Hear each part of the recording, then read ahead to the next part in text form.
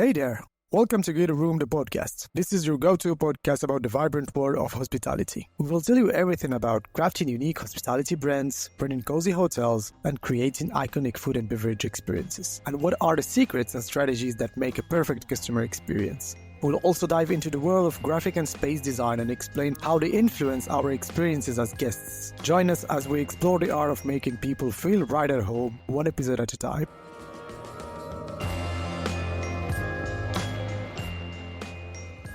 Today, for this very first episode, I'm really happy and excited to have with us Steve, who is joining us from the UK. Steve, you are in London or Manchester now? Yes, I'm in London. I am indeed. London. So how is the weather over there?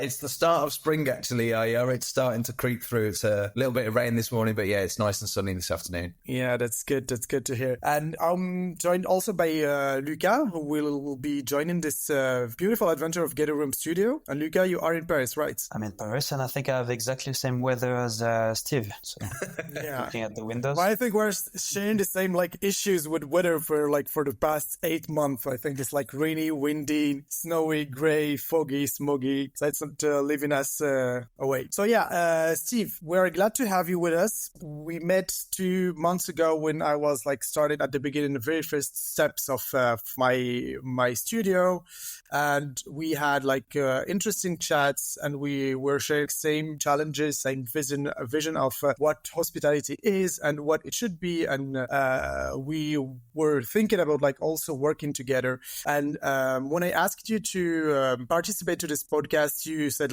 yes, definitely, and I was very happy about that.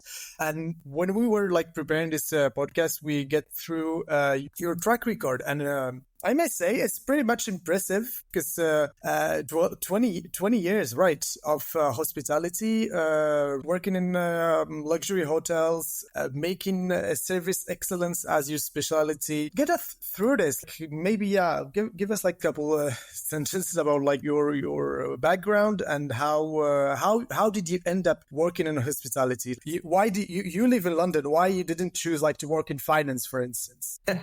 Sure.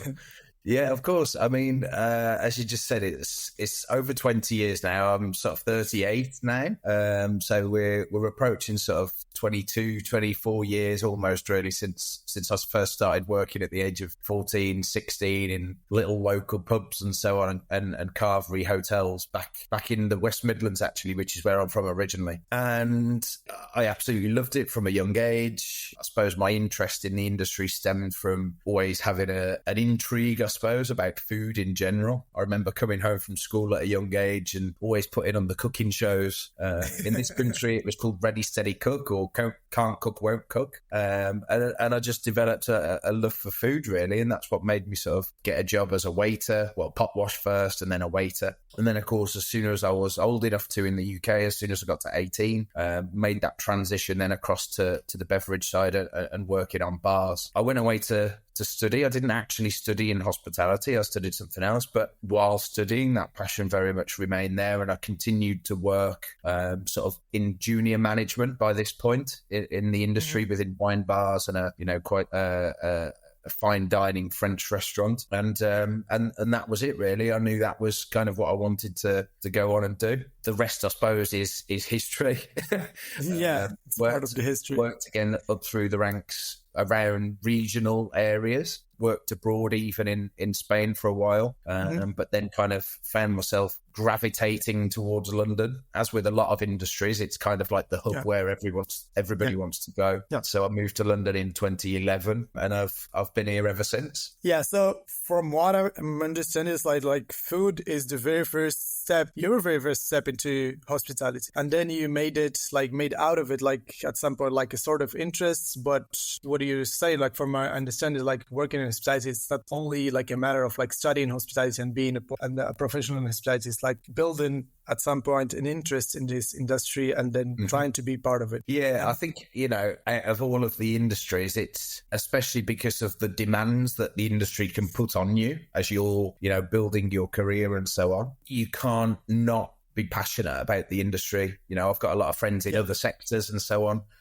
like you said about finance or the legal sector, and they actually don't really have that much passion about what they do. Yeah. But I think in this industry, you have to have it, else you just won't survive. Yeah, sure. I do agree. And yeah, you moved in 2011, and then years after years, you've been working for Edwardian Hotel for 10 years. That's correct, yeah. And in 2022, you decided to say like, yeah, I'm done with being a salaryman. Now I want to build my own hospitality agency that is called Cense. So when we were working on it, I will get you to the point, and I will let you like introduce what is. So why Cense with a C?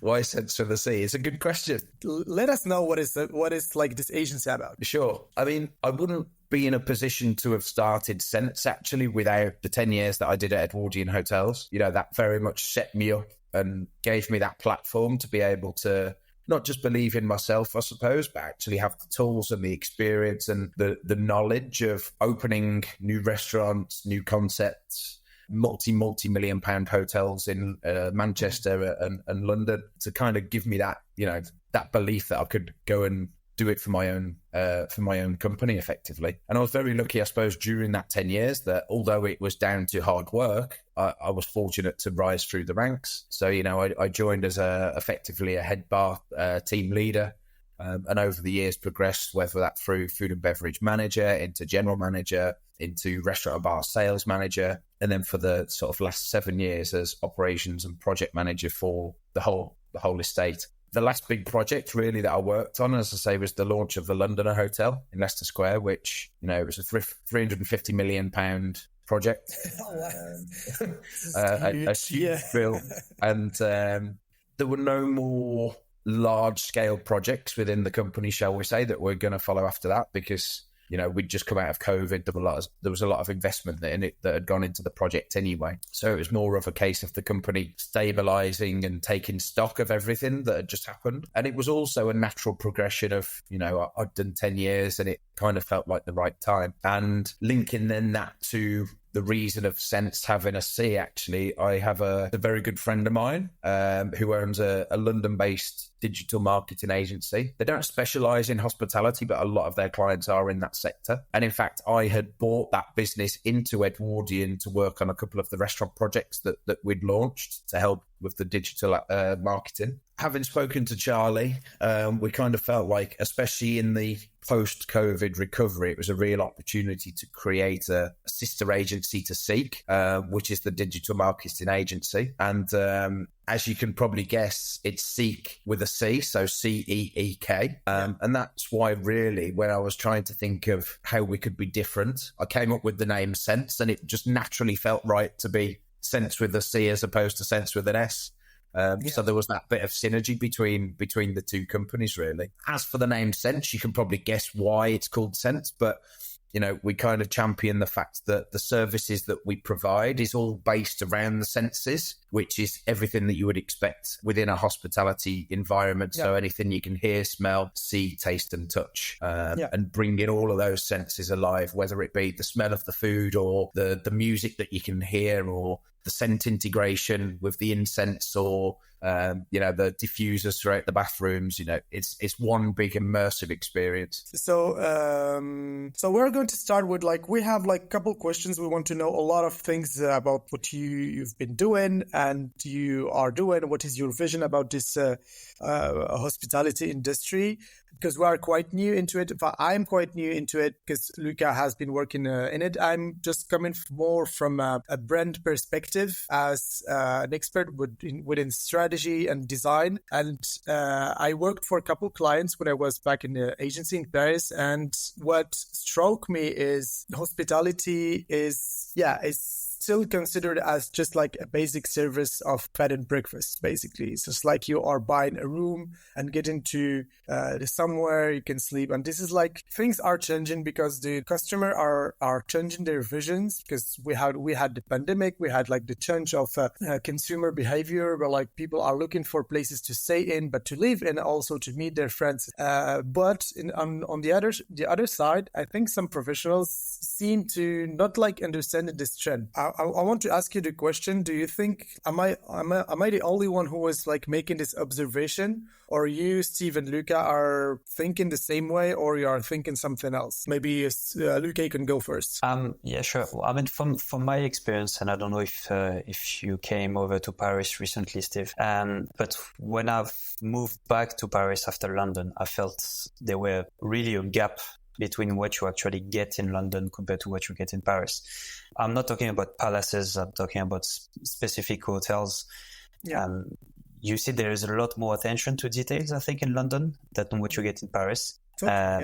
Potentially because I'm not saying this because I'm French, but because Paris is it's an incredible town and an incredible city where you will always get tourists coming over.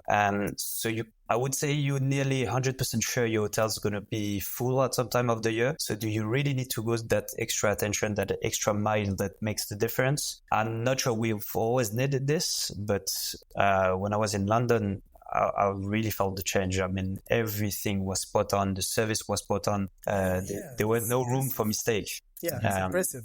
And I'm not sure if you get that, Steve, as well. Yeah, I'm getting back on something that you said, Luca, and I'm like really curious to have your opinion on it. Still, if Paris is like one of the most visited cities, but still it's like super competitive. So if you are not making the effort like to differentiate yourself from what is happening around you, I think the client, the customer will be going to the guy over the street. I think what you are saying, Luca, now I do agree with you. Like there is this pushy way of thinking that like, whatever we do, whatever we don't do, people will be coming. And I think it was a true statement when there was less use of social media, less use of there's less visual contact. Like the user experience is like now more extended. Before it was like just like you are coming and staying and leaving. Now you are like getting like a recommendation from someone on social media and then like checking whatever content the hotel or restaurant or cafe is producing. Because yes, we're not talking hospitality. It's not only about hotels. It's all the spaces and welcome in public. So that will lead me to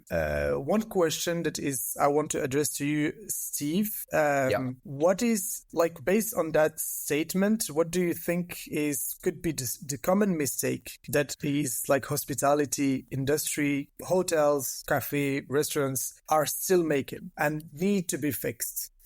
Do you know what? I think one of the biggest and most common mistakes, I suppose, not just within hotels, but within restaurants and so on as well. There's an element which is purely only hotels, but hospitality as a whole is that, and I don't know if this is similar within France and elsewhere around the world, but we've seen recently a lot of people getting into hospitality development that maybe are not from a hospitality background. So there's a lot of people that have maybe made significant amounts of money in finance and stocks and, within the city, they've decided to come away from that industry and then put money into a venture because it's potentially a passion project. But what I find, and a lot of other people find as well, is then that it's great for myself as a consultant, I suppose, because they're a great case study for us to work with. But when the client is more favourable towards something because they like it as opposed to it's going to be commercially viable, then that can certainly have some barriers. And what you tend to find then is that it becomes what I call style over substance, where it's focusing on the aesthetics of the operation, but without focusing on, is it operationally going to work? There's sometimes a lack of thought around the functionality of the operation itself. And that could then be anything down to, the space you're planning of the space, not allocating enough space to certain areas. The kitchen's too small, the pot wash is too small, the guest check-in experiences or the bedrooms are too small. All the basics that people maybe don't necessarily consider but are the vital things when you're staying in a hotel. Is there a plug socket next to the bed? Is there a plug socket next to the mirror for hair dryers, hair straighteners, that kind of thing? They probably sound quite basic, but actually they're the things which when you check in and you go to use that facility yourself and it's not there, you're like, why the hell was that not thought of? So I guess that all boils down to the level of attention to detail, really. Thinking not just outside the box, but just stripping it back to the basics. What do people want from this experience? Whether they're coming to stay the night, whether they're going to pay £150 per person for a meal. It's all about making sure that, yes, it's aesthetic, because at the end of the day, that's what's going to draw people to your venue, but also the guest experience and the functionality matches the aesthetics as well. And it's interesting because so what you are saying is we need to find the right balance between what is visual design, graphic, being creating a graphical identity or universe for this hotel or venture. And on the other hand, but if you do it this way and if the back office is not working, people will not come back. So the question is do you think that any of the brands that not do your clients or specifically one of the hospitality brands that or you visited is doing it the right way? Yeah, I mean, don't be ashamed to name. There's a lot of brands that do it incredibly well, and there's a lot of brands which you can sometimes walk into it and think, I would have done that slightly different. And one of the biggest areas where I actually see that is actually in the restaurant side of things, and it's normally the guest arrival experience. Okay. And, a prime example of that might be that a restaurant might have two different entrances. You see this quite frequently if it's a restaurant within a hotel, where one is a street level entrance and one is a lobby entrance. Yeah. But naturally, you then have two paths of guest entry. And you need to find that kind of focal point of where the maitre d' station would effectively be. Even if it's a standalone restaurant, a lot of thought needs to go into not just the journey of the guest once they're sat at the table, but what is the journey of the guest the minute they walk in the door. So, I went into a restaurant recently where the maitre d' asked to take our coats, but the cloakroom was about 10, 15 meters away. It wasn't directly behind the maitre d' desk. And so the maitre d' departed, went to hang the coats up, but then we were just stood at the desk with nobody to attend to us. So it's having that mindset to literally, as I say, think of, put yourself in the shoes of the person that's coming into your operation and thinking of every single stepping stone along the way of where there might be bottlenecks in that service delivery. Yeah. So so the customer journey is you have to leave the same way that your customer leaves to understand what they are feeling at this. So this example of the coat, I think if we have to think about even when we speak about a brand, at some point you're looking for a room, you will go on Instagram or TikTok, whatever channel to check how the room are looking, what is the look and feel of the rooms. But at the end of the day, you are not taking the room just because it's beautiful, because also it's what people are saying about it on Google, what is the opinion of people on this hotel, and you will be asking if people are had any bad or good experiences in these places. And this is customer experience. I think at some point we are lacking empathy when it comes to building nice hospitality concepts. So just jumping into you didn't name any of the brands, huh, Steve? There's a certain loyalty within the industry. It's okay. There's a camaraderie which I'm sure Luca can vouch for as well. That it's kind of like a loyalty to the industry as opposed to certain operators. Because you also know it's not an easy business. It's a very fragile industry. As soon as you take the path where your customer service is going down, it's very, very hard to come up and to come back. Yeah. So technically you cannot give up on the pressure, and you cannot put mettre des bâtons dans les roues, as we say in France, of your competitors. Be an obstacle. Yeah. There's something which I always like to include with some of the clients that I work with if I'm going in to evolve an operation, even to a degree to launch a new operation, and the importance of getting it right. And that's that. I always say you don't get a second chance to make a first impression. Absolutely. Yeah, that's a good one, yeah. You could walk in, the music might be on point, the food might be on point, but there might be one thing wrong with the service, or the service might be fantastic. And I'll touch upon this a little bit later on in terms of the model of it. But, you might have 98% of a guest experience is fantastic, but if there's 2% that's wrong, that's the bit that they'll go away and remember. Yeah. So I think you just created like this perfect transition to my next question, which is like you start talking about like this customer experience, the service, the music, etc. And we listened to your masterclass when you enumerated the 10 key steps to like to build a hospitality brand. Mm-hmm. Can you go over this 10 or you can explain how it works, like in the terms of I'm a big fan of conceptualization, how you did come up with this 10? Yeah, of course. I mean, there's no right or wrong, and I suppose these were, when I was putting that masterclass together, it was kind of like it was an insight into the world and the industry of hospitality, because there were some people attending that were interested in the developing a brand side, not specifically to our hospitality, or there were also people that have always wanted to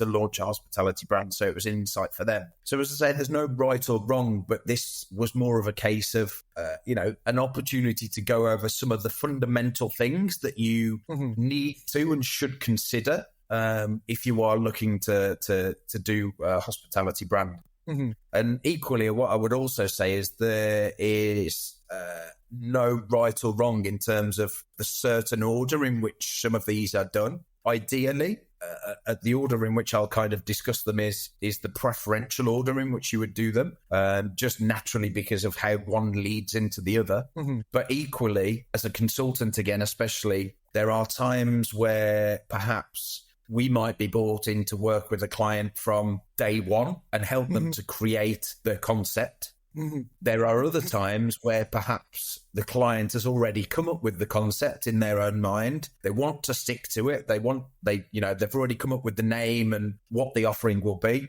but they just need help to bring it to life. So there's a slight difference there between, having the creative input from the get-go versus inheriting somebody else's baby, their creative idea, and helping them to execute it. Regardless of that, I suppose, if you are going to be going from the very beginning, you need to be starting with the research and development. I would highly recommend that you don't necessarily come up with a concept without actually doing some background work first, whether that be looking at the trends, what's currently hot, what's not, maybe it was in trend and it's now gone out of trend, what's been done, what's not been done. Perhaps something has been done and it's been done really well, and you're using that as an influence, or maybe something's been done and it hasn't been executed well, and you've seen that as an opportunity to actually take that idea and make it better. So research and development, there's a couple of things within this sector really which you need to consider, but trends is certainly a big point to look at. So what's currently trending? Interesting. How do you define a trend? Like, how do you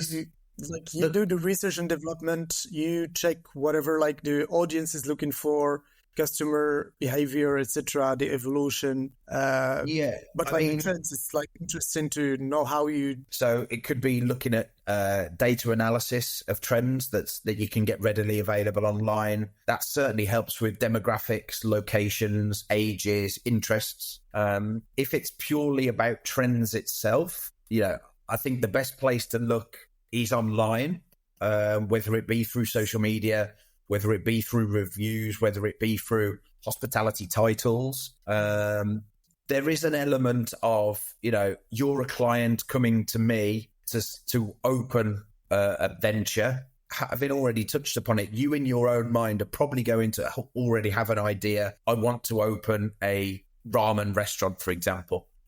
So then you would look in, okay, well, what is currently trending within the ramen operational sector, and spanning out from that. So, okay, then so you go to Korean, Japanese, XYZ, and put all of these influences into it. When it comes to looking at the competitors, there's, the competitor analysis, that's kind of like a different sector, but it certainly feeds into this, because when I say look at what's been done, what's not been done, what has been done well, that's a case of going into competitors' reviews. Are they getting comments about how good the food is, how bad the food is, how bad the service is, how great the service is, how the music is potentially too loud, the lighting is too dark, and taking that, as I say, to say, well, somebody has done what we want to do, but we're now going to go and do it better. If somebody hasn't already done it, then it's a case of looking at what the nearest trends are.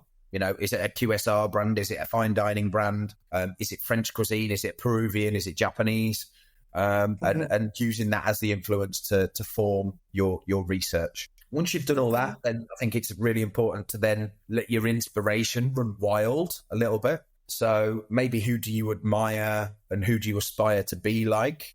Perhaps it's where you were inspired. You know, I had an incredible experience once in Lake Geneva in Montreux with a fondue restaurant, and created a concept back in London around that with the raclette and the fondue and the alcoholic hot chocolates and so on. And for me, that was a real inspiration of taking a slice of Switzerland and bringing it back to Leicester Square at Christmas time. So it certainly can be where you have experienced something, and then looking into, well, why did it inspire you? Maybe there was only one thing from that experience that you had that led you to want to take a piece of that and do it elsewhere. Or it could have been the whole experience. You know, that's down to yourself and how it evokes emotion from you. Do you think? And once you've done that, really, that's then your opportunity then to start get creative, start brainstorming your ideas, your mood boards. I always like to get my clients, if we're working with them at this stage, to say,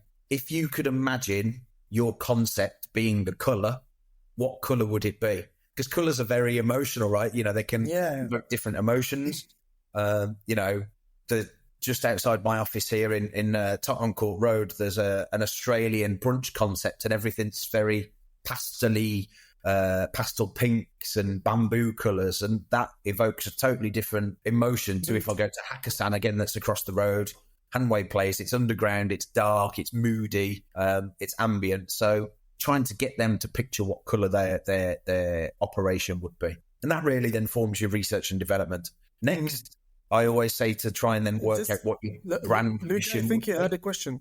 Sorry, Steve. I had a question. Do you think you can potentially take any sort of food culture, and if you do it right, it can work anywhere on earth? Because you mentioned many different types. You said Peruvian. I remember when I was in 2013 in London around this, it was a big trend of fusion Peruvian. And every year it feels like some new stuff are taking over, but you have some culture and some foods, some countries that seem to never really pick up.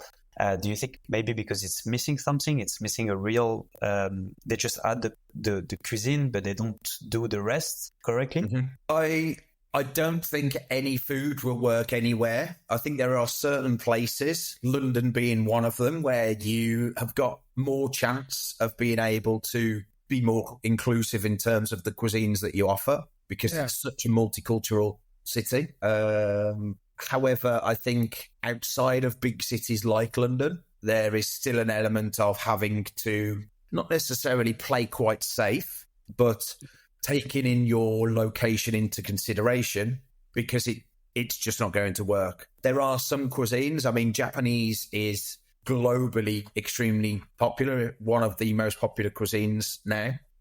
So I wouldn't necessarily have any issues, especially having launched a couple of Japanese restaurants myself, with recommending that as a cuisine to launch around the world. But for example, if you were to go to the north of England and, you know, it's very hearty, warm, stereotypical British foods, that's not necessarily going to work in Copenhagen, where everybody is looking at, you know, very green, sustainable, very healthy, focused foods. You know, you only have to look at the restaurants around Copenhagen to see what they're offering.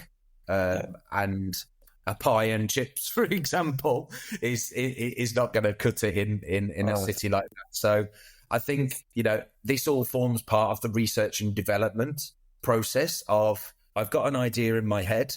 Will it work in the location in which I want to do it? If not, how can we guide the client to maybe evolve their idea so it will be something which will commercially be viable? Because, you know, at the end of the day, for us as a consultancy, we've been brought on board to help them to create something that has legs and it has longevity. but something that's maybe a quick trend on social media, something that somebody came up with during COVID at home. Potentially, it might have a shelf life of 18 months, 2 years before there's another trend that comes and takes over. That's an interesting point. It means that even if there are trends, it's not always like a good idea to follow the trends. That's what you're saying. Exactly. It's do we want to follow the trend but do it better, or are you coming? Are you going to be a pioneer, and are you going to be the innovator that actually creates the new trend so that everybody follows you? And what's your opinion on that? Like, what would you advise clients? Do you tell them just like follow a trend, or like what is your personal opinion on it? It's like what I'm interested in. It's, I guess every client we engage with is different, because again, it all boils down to how much creative freedom are they, giving us to work on their concept for them, or is it they have just got not necessarily a tunnel vision, but that's the concept, they just want it launching. And there's an element of us again giving guidance and advice within that, but we equally wouldn't tell them, we're not doing this, we don't want you to do it because it's not going to work. There's also an element of, guiding them within reason to make what they want to be the concept work. I think there does need to be a balance from the client perspective, and in terms of when they're making that decision, do they want to be completely innovative and do something that hasn't been done before? But there's an element of risk that because it hasn't been done before, it's not tried and tested, versus can you still be innovative, but also take influence from things that you've seen or experienced yourself, but with enough difference so that people don't walk into your hotel or your restaurant and think, well, I've just walked into X. Because I feel like I've been here before. Yeah, that's what I was thinking is like, from my perspective is I feel that like, even if people are trying really hard to create new concepts, I feel that like at the end of the day, everything looks the same. If it's not like what is in the plate itself, or like what the hotel looks like, it could be like just like the logo that you're using, or like the font that you are using on your or the way that you are communicating, it makes everything looks the same. I don't know if you are sharing the same opinion, or if it's just like me, because I'm obsessed with graphic identities, but I have this impression that like I'm start like looking at the same things all the time, and like whenever like there's something that pops that is really different, you can notice the difference, and you can see like people queuing and talking about this place. And let's take the example of brunches, for instance. So everyone likes doing brunches, but is it still something that you have to keep doing? For instance, this is like one of my like question that I'm asking myself, because at the end of the day, what is in your plate is the same that what do you have like 500 meters from here, and whatever like any other place or venue you can serve to, because you are following the trend all the time. Yeah. Well, that actually interesting. That kind of bleeds into really the next point within those 10 points of the masterclass, because once you've kind of looked at your competitor analysis and who they are, what do they do, where are they, why are they a competitor, the next step really then would be both the brand positioning and the brand identity. So, when you're looking at the positioning, it's, how would that brand position itself in the landscape? Would you say you are modern European? Would you say you are a sustainable hotel, boutique, large, super boutique? How are you going to portray your business within the sector? It's not an easy industry to get into. So if you can establish your brand positioning from day one, that's key then when you're going to be trying to connect with potential customers, because if you don't know who you are, how the hell can you expect your customers to know who you are as well? Whether it's down to the communication and your strategy that you have there, you've got to have that clear understanding of who you are, what is your tone of voice, the mission, your ethos, what's your purpose, all those kind of things. And then obviously once you've got that, defining a brand is defining a brand. What is your brand? So it's interesting, because what you are saying here is like, we have to shift at some point. Hospitality venue, like even a small hotel with, let's say, like 5 to 10 rooms, has to consider itself as a brand. Otherwise, like you're just like drowning into competition. 100%. It's funny because I didn't touch upon it earlier, but when I when I went to university, I actually studied drama and theatre studies. And occasionally this kind of crops up, and this is the perfect opportunity to mention it. But there was a theatre practitioner that they used to teach us about, and his name was Peter Brook. And he said, I can take an empty stage and walk across it.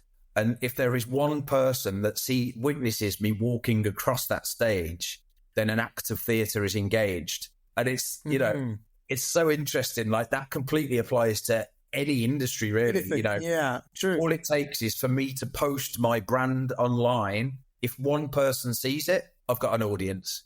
Yeah. It doesn't matter if it's one person or it's 100 million people and it's gone completely viral. You know, you have to get this right from day one, because one set of eyes can be one set of eyes too many. True, completely true. So, and this is like why we had like long discussions with Luca and even with other partners, clients, etc. It's the importance of branding. I know, like, I want to say, like, to all clients and prospects that will be listening to this podcast, I know it costs money to do it. I know that this costs money, but I think if you do it, you won't regret it. Mm-hmm. If you do it right now, I mean, it's like it's a way to be different. And if you want to ensure this longevity that you were talking about, you have to be different. I do believe it. I think there is like this, the backbone of hospitality, as you were saying, is like the back office of everything has to be working operational. As you said, like this, the kitchen has to be the right size, the rooms has to be the right size, etc. But I think what I do believe is like the customer experience, as I think this is like how we make the point on things. A customer is not starting his or her journey when they are in the room itself. Mm-hmm. They are starting this experience with you as a brand. I think sometimes it's like 3 months before the stay. That first time that they ever came across your brand. Yeah, yes. And as you said, he said it's super hard to make a second first impression. Mm-hmm.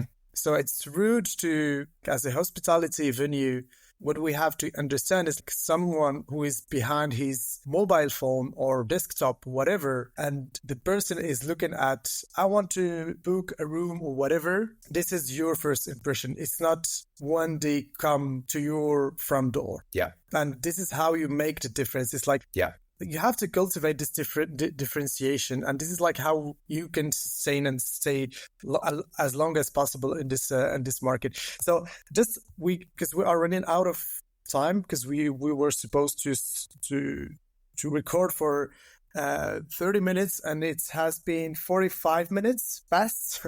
So it's a passionate debate, and I do like it. So I want to ask you one question for our listeners. Can you sum up 10 key steps to create a hospitality brand and give us like a couple words about each one of them? Yeah, of course. So number one really is your research and development. That's everything from looking at the trends, your target audience, what's inspired you. It's an opportunity to get creative, so start brainstorming those ideas. Then we say to go on to step 2, which would be your brand mission. Who are you? What do you want to be? What's your personality, your voice? What would the offering be? What's your purpose? Why are you doing it? Then going on to your competitor analysis. So looking at maybe who the competitors in that sector are. What do they offer? How much do they charge? Where are they located? Why are they a competitor? Next, going on to your brand positioning. So this is everything in terms of how you would position yourself within the landscape. You know, do you want to be a QSR brand? Are you saying you're a modern European restaurant? Are you a boutique hotel? Are you a lifestyle super luxury hotel? You know, how do you want people to refer to you? Once you get to that stage, then that really is your opportunity where you bring it all together and create your brand identity. So coming up with your name, your logo, potentially a tagline, and finalize and tweaking that tone of voice. And that then bleeds into the concept development. So bringing everything to life. So whether it be, say, for example, if it's a restaurant, start to develop your menu, whether it's the food, the cocktails. It would be the point where you get your designers on board, your architects, your interior designers, start thinking about your ambience, the lighting, the sound, the scents, which actually is often one of the most forgotten about things to consider. Once you've got all that, then move on to your guest journey, which we've already touched upon. So mapping out that guest experience, not just from the minute they walk into your venue. It could be 1 month, 2 months before, once they've encountered you online. What's the journey with making a reservation, to the follow-up to confirm the reservation maybe 24 hours before, and also then the follow-up post-guest leaving, not just the experience when they're in your physical building, whether it be a meal or they're staying overnight, but what's the follow-up a month later? Is it a loyalty scheme? Is it a thank you, please book again, that kind of thing? PR and marketing is another key one. Not just that's going to drive people to your establishment if they've never seen or heard of it before, but the ongoing engagement there. Training and development is the most important thing in my eyes, personally, from an operational perspective. You can have the world's best concept. It can be the most beautiful venue, but you've got to invest in your people. Unless the training is done to a world-class standard, you're setting the team up to fail. There's nothing worse than going somewhere and having an amazing, amazing experience. The food, the bedroom, everything might be perfect, but if the services let it down, then that's going to be what you walk away and remember. And so, yeah, that real personal touch and creating memories is something that's really important. And that bleeds into, I guess, really is the service excellence of it. Is once you've trained the team to a level of what your standards are, you've got your SOPs in place. These are our standards of service. It's maintaining it on a daily basis and making sure that, the consistency is there. Once you've got that consistency, that then takes you into another level. And that's where you start to get your brand loyalty, you get repeat business, and that's where your profitability will come as a business. Great. It's a Bible of hospitality. So I want to just get back to one last question, and then we can move to the conclusion. So what would be, for you, Steve, the biggest hospitality trend that you could get you excited? Biggest hospitality trend that excites me right now? There's a lot, actually. But what I really like at the minute, and this has actually spanned probably from COVID and the pandemic, is non-conventional hotel experiences. And what I mean by non-conventional, I'm talking about, maybe hotels were not allowed to open in COVID, but certain accommodations were, whether it be, everybody knows Airbnb, but there are other operational companies that offer the same kind of experience, like Canopy and Stars is a great one. I've stayed in a number of Canopy and Stars properties. And it's where you have a hotel experience, but it's not in a bricks and mortar 8-story building. It's maybe in the form of a shepherd's hut or a tree house or a boathouse. And it's kind of like that, especially for me working in central London. It's an opportunity to get out of the hustle and bustle of busy central London life and have an incredible experience, but almost be reconnected with nature. You're surrounded by beautiful farmland or, lakes, rivers, even by the sea to a degree. I suppose just reconnecting you with the great outdoors. In fact, I'm getting married in literally 8 weeks' time, and the venue that we're getting married at is the Tawny Hotel. It's in Staffordshire, and that is exactly that same principle. They've got a beautiful lake. It's an old stately home which has been turned into the restaurant, purely the restaurant, but the accommodation is in the form of tree houses, boat houses, retreats. You've got your own spot. You're not overlooked. And it's just beautiful. And that really, I suppose, when talking about trends, is something which has drawn me and my partner to actually book a wedding at a venue like that. Yeah, that's cool. You feel it's kind of a unique moment. That's something Yeah, absolutely unique. You only have to look at them. They've got all the facilities that you would want from a luxury 5-star hotel and more. There's, as well as the indoor bath in the window overlooking the lake, they've got the outdoor galvanized steel bath overlooking the lake as well. Or there's a golf buggy that is a 24-hour concierge golf buggy. They'll come and pick you up from your hut and take you to the restaurant or to the spa, to the pool. So it's kind of like relaxed, natural luxury, which I think a lot of people, especially if they work in city centre life, they're starting to lean on that more than 5-star city centre hotels. That's cool. I don't know you guys, but I just want to travel and have some holidays after what you were explaining, Steve. So one last question. According to you and what you are reading and hearing, and what could be the top destinations that are where we're going to see a lot of traction in the upcoming years? Because I mean, both questions are linked. This is because what you were explaining, just I can give you my thinking.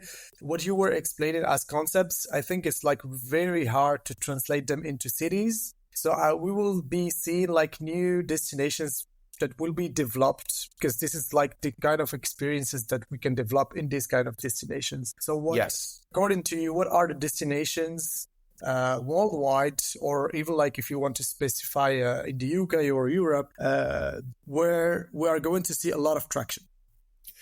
There's a couple actually. I think, that you can't answer a question like this without really touching upon Saudi Arabia, I suppose. Yeah, there is a hell of a lot going on out there at the minute, not just within our sector, but just business as a whole. You only have to look at Riyadh season and everything in the sport, in the arts, the culture, the line that's being built. It's going to be people's homes. It's going to be where they work.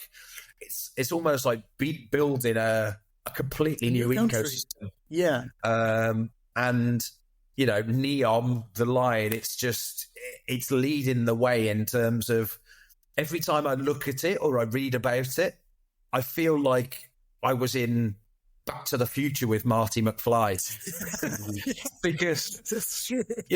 That's true. Years and years and years ago, he was looking at hoverboards, and now hoverboards are pretty much a thing, whether it be over air or on water. And we're now looking at this development in Saudi Arabia, which one day will be a has-been. And in 100 years down the line, people will be talking about Neom and so on as if it's a historical happening, and there'll be something else.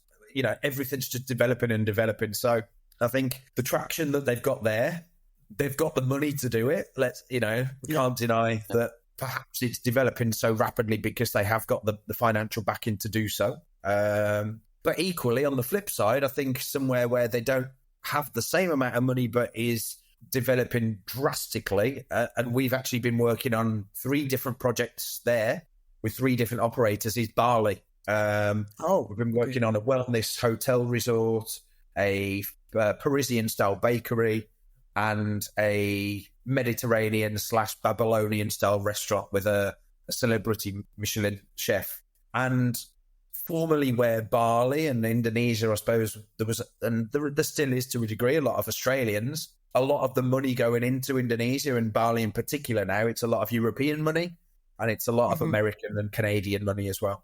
You only have to look at the type of places that are opening to see that it's going to the Japanese, Peruvian, it's going to the Mediterranean style. It's bringing a slice of the Western world to Indonesia.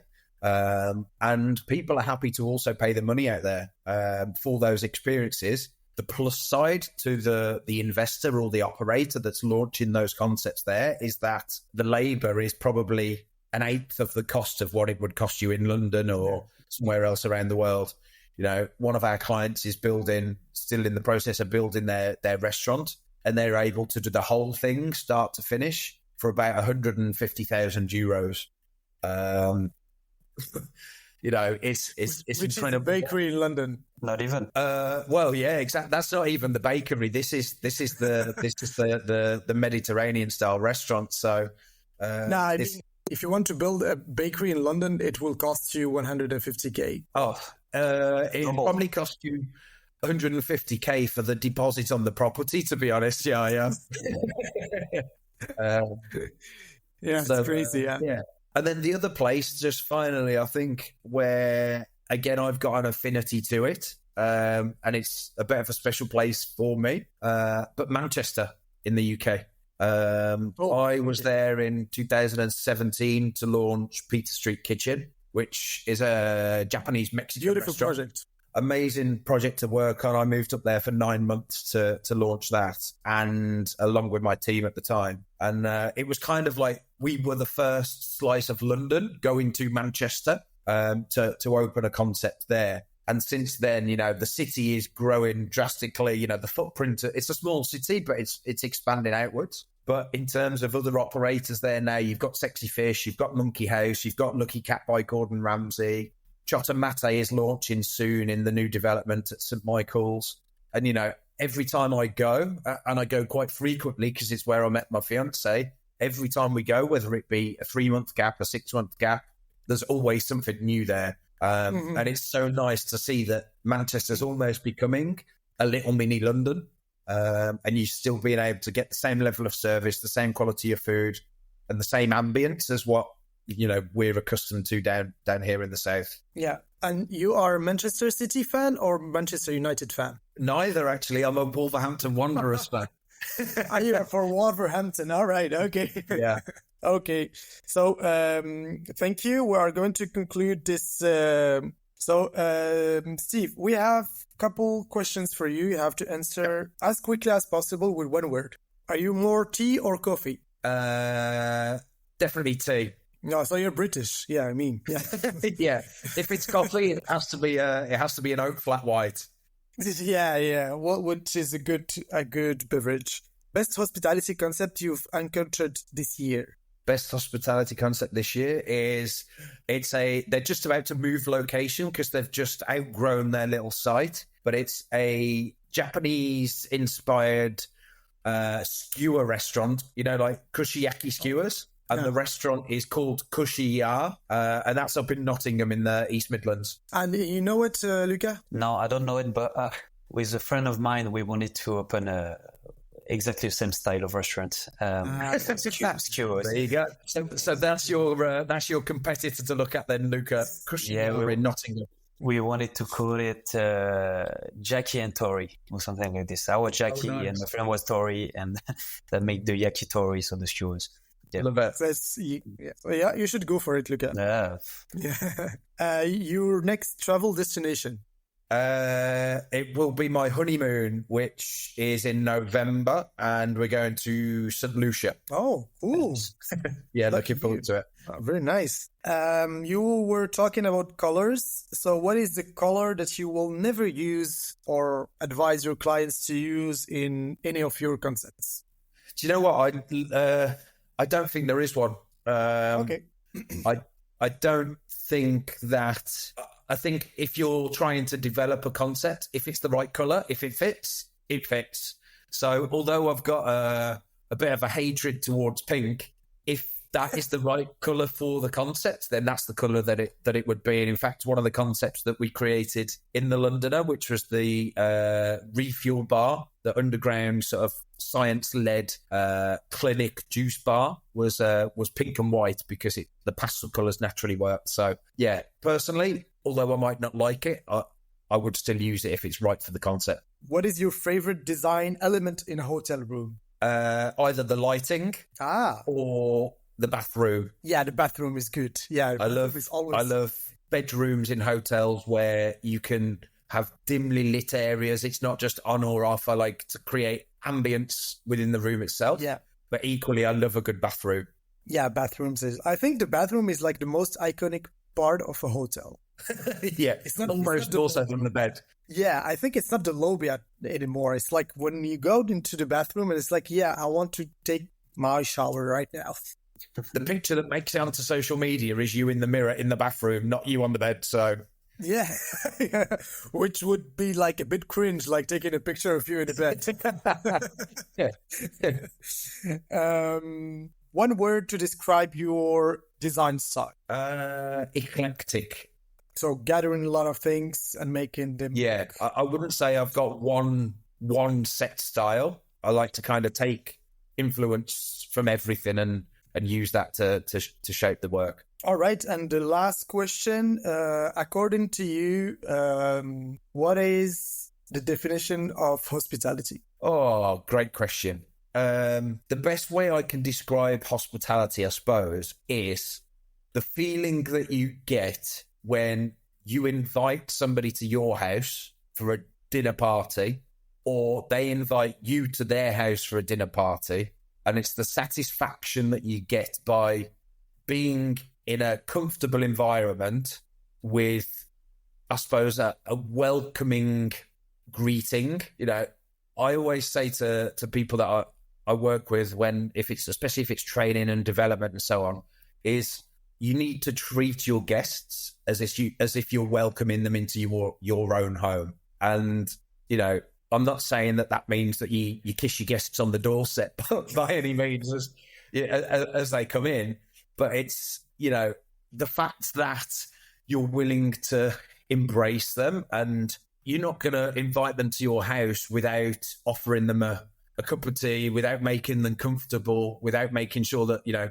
the back door's open and it's cold, there's a draft coming in. All of the things that you should consider within a hospitality environment are the things which you would consider if you're bringing somebody into your own home. So that really is like one analogy. But I guess it all boils down to, and I touched upon it earlier, is, again, evoking emotion.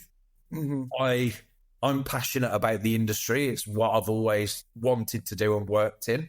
But that's not just because of the joy I get from going and experiencing it myself. It's also the joy I get from welcoming people into maybe a venue that I've been working in or something that I've created. Yeah. There's a real satisfaction about seeing other people satisfied about the experience that they're having. Yes, they're paying for the experience, but they're getting something in return for that. And for me, that is what hospitality is. You know, we used to have a saying in my old team at Edwardian Hotels, where we're called the Service Excellence team. But we used to say that food and beverage service excellence is not just our department, it's our ethos. And that was everything that we lived and breathed every day. That hospitality just kind of came second nature to us, really. I think I couldn't agree more. Thank you. We talked about a lot of things, but we didn't cover all the hospitality industry, because it's like, otherwise we'll spend hours and hours talking about it. So we are happy to conduct this format, and we will be having next guests happening in the upcoming weeks. So stay tuned with us. And as we were saying in the introduction, so join us to explore how we can make people feel at home, one episode at a time.